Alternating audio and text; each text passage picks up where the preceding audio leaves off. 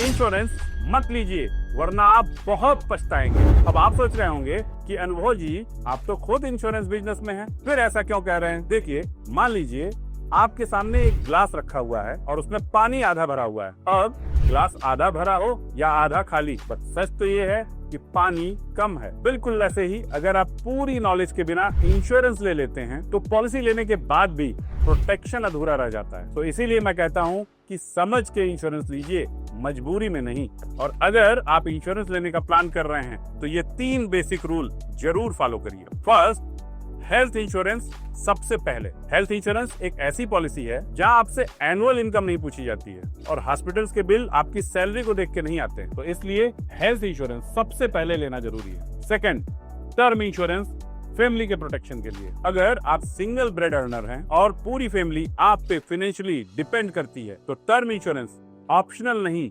जरूरी है। And the third thing is loan and liabilities को चेक करें। अगर आप फ्रेशर हैं और आपने नई जॉब शुरू की है तो पहले अपने ईएमआईज, लोन एंड घर के खर्चों को कैलकुलेट कीजिए और उसके बाद ही इंश्योरेंस पॉलिसी को चूज करिए ताकि प्रीमियम आपके लिए बर्डन न बन जाए। तो मैं कहता हूँ इंश्योरेंस मत लीजिए जब तक कि समझ ना आए, और जब समझ जाइए सही इंश्योरेंस, सही अमाउंट और सही समय पर लीजिए। और अगर आप लेना चाहते हैं सही इंश्योरेंस का गाइडेंस तो डीएल करिए इंश्योरेंस, हमारी टीम आपको हेल्प करेगी।